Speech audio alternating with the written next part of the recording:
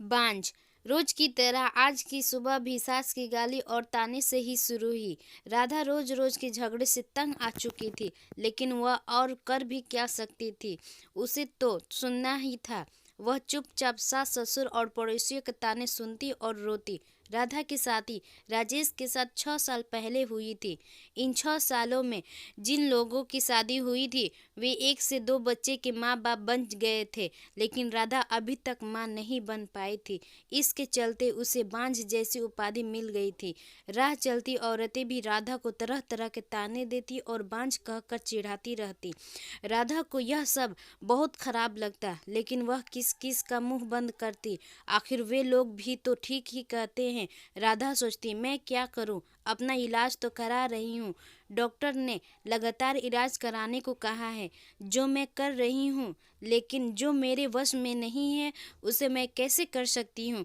एक दिन पड़ोसी का एक बच्चा खेलते खेलते राधा के घर में आ गया। बच्चे को देख राधा ने उसे अपनी गोद में बिठा लिया और उसे प्यार से चूमने लगी। जब सास ने देखा राधा को दूसरे बच्चे को चूमते हुए देखा तो वह बिगड़ पड़ी। वह उसकी गोद से बच्चे के छीनते हुए बोली, कलमुई, बच्चे पैदा करने की ताकत नहीं और दूसरों के बच्चे से अपना मन बहलाती है। अरे तू क्यों नहीं डालती अपना मनहूस साया दूसरे के बच्चे पर। तू तो उस बंजर जमीन की तरह है जहाँ फसल तो दूर घास भी उगना पसंद नहीं करती। जब राधा से सास की बातें नहीं सुनी गई तो वह अपने कमरे में जाकर अंदर से दरवाजा बंद करके रोने लगी। रात को राजेश के आने पर राजा ने रोते हुए सारी बात उसे बता दी और बोली, मैं बड़ी अभागिन हूँ, मैं किसी की इच्छा पूरी नहीं कर सकती। ऊपर मुझ पर अबाज होने का भी धब्बा लग चुका है। राधा की बातें सुनकर राजेश ने कहा, तुम माँ की बातों पर बुरा मत मानो, उन्हें ऐसा नहीं करना चाहिए। हर माँ बाप की इच्छा होती है कि उनके परिवार को आगे बढ़ाने वाला उनके रहते हुए ही आ जाए। तुमसे यह इच्छा पूरी नहीं हो देखकर माँ तुमसे उल्टी सीधी बातें बोलती हैं। तुम चिंता मत करो, तुम्हारा इलाज चल रहा है, तुम जरूर माँ बनोगी। राधा बोली, मेरी एक सहेली थी, वह भी बहुत दिनों बाद माँ बनी थी। माँ बनने में देर होते देखकर जब उसने अपना इलाज कराया तो जांच में उसको कोई कमी नहीं पाई गई। कमी उसके पति में थी। जब उसके पति ने इलाज कराया तो वह माँ बन सके। हो सकता है उसी की तरह आप में भी कोई कमी हो, इसलिए मैं चाहती हूँ कि आप भी एक बार अपना इलाज करा लेते।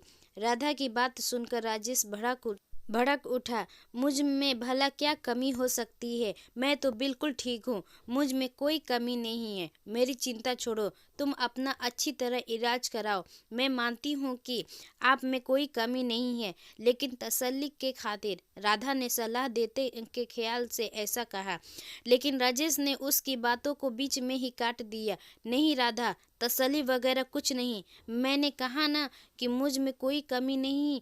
राजेश ने उसे डांट दिया। पति के भड़के मिजाज को देख राजा चुप रहना ही उचित समझा।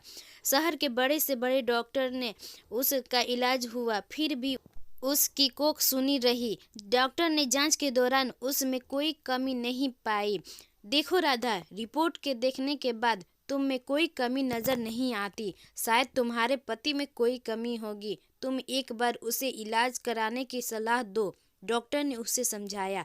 अब राधा को पूरा भरोसा हो गया था कि उसमें कोई कमी नहीं है। माँ बनने के लिए कमी उसके पति में ही है, लेकिन उसे कौन समझाए।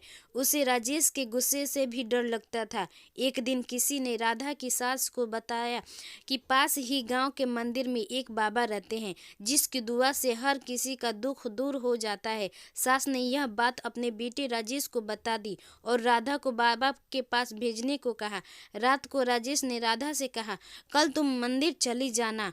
ठीक है, मैं चली जाऊंगी, लेकिन मैं डॉक्टर के पास गई थी, डॉक्टर ने मुझे में कोई कमी नहीं बताई, इसलिए मैं चाहती हूँ कि आप भी एक अपना। डरते डरते राधा कह रही थी, लेकिन राजेश ने उसकी बात को अनसुना कर दिया। राधा, मैं कहीं नहीं जाऊंगा, तुम कल मंदिर में बाबा के पास चली जाना।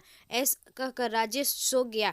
राधा ने भी अपने माथे पर लगा बांझपन का धब्बा मिटाने के लिए बाबा के पास जाकर उनसे दुआ लेने की सोच ली।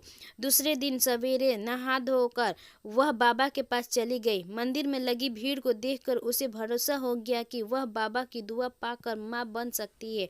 राधा बाबा के पैरों पर गिर पड़ी और कहने लगी, बाबा मेरा दुख दूर करे, मैं 6 साल से बच्चे का मुंह देखने के लिए तड़प रही हूँ। उठो बेटी, निराश मत हो, तुम्हें औलाद का सुख जरूर मिलेगा, लेकिन इसके लिए तुम्हें माहवारी होने के बाद यहाँ 4 दिनों तक रहकर लगातार पूजा करनी होगी। ठीक है बाबा, मैं जरूर आऊंगी। राधा खुशी से घर गई। घर आकर उसने सारी बातें अपने पति को बताई। मैं कहता था ना कि जो काम दवा नहीं कर सकती कभी कभी दुआ से हो जाती है।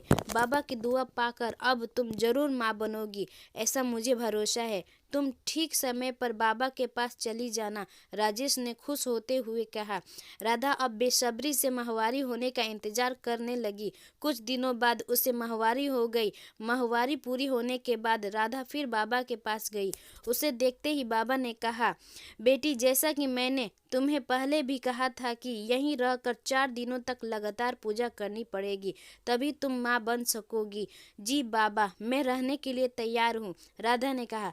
ठीक है, अभी तुम अंदर चली जाओ, रात से तुम्हारे लिए पूजा करनी शुरू करूंगा। अपनी चाल को कामयाब होते देख बाबा मन ही मन खुश होते हुए बोला। रात को बाबा ने राधा से कहा, बेटी इस पूजा के दौरान कोई भी देवता खुश होकर तुम्हें औलाद दे सकता है। इसके लिए तुम्हें सब कुछ चुपचाप सहन करना पड़ेगा, नहीं तो तुम कभी माँ नहीं बन पाओगी। जी बाबा, मैं सब कुछ करने के लिए तैयार हूँ, बस मुझे औलाद होनी चाहिए। राधा के इतने कहने के बाद बाबा उसे एक कोठरी में ले गए जहाँ हवन कुंड बना हुआ था। उसमें आग जल रही थी। बाबा ने उसे वहीं पर बिठा दिया और वह भी बैठकर जाप करने लगे। कुछ देर बाद जाप करने के बाद बाबा ने कहा, राधा देवता मुझ में समा चुके हैं, वह तुम्हें औलाद देने का सुख देना चाहते हैं, इसलिए तुम चुपचाप अपने बदन के सारे कपड़े उतार दो और औलाद पाने के लिए मेरे पास आ जाओ। वह तुम्हें दुआ देना चाहते हैं। राधा ने यह सोचकर कि बाबा में देवता समा चुके हैं और देवता जो भी करते हैं गलत नहीं करते, इसलिए उसने अपने बदन के सारे कपड़े उतार दिए। बाबा उसके अंगों से खेलने लगा और उसे दुआ देने के नाम पर उसे की इज्जत पर डाल दिया। 4 दिनों तक लगातार बाबा ने इस पूजा के बहाने राधा से जिस्मानी संबंध बनाए। 5वें दिन बाबा ने कहा, राधा बेटी, हमारी दुआ कबूल हो गई, पूजा भी पूरी हो गई, अब तुम जरूर माँ बनोगी, तुम घर जा सकती हो। बाबा की दुआ लेकर वह खुशी खुशी घर लौट आई। 9 महीने बाद राधा ने माँ बन गई। उसे बाबा की दुआ लग गई थी। उसके माथे से बांझपन का धब्बा मिट चुका था। घर के सारे लोग बहुत खुश थे। राजेश को अब पूरा यकीन हो गया था कि उसमें भी बाप बनने की ताकत है, लेकिन सच्चाई से सभी अनजान थे। बाबा अपने चाल में कामयाब हो गया।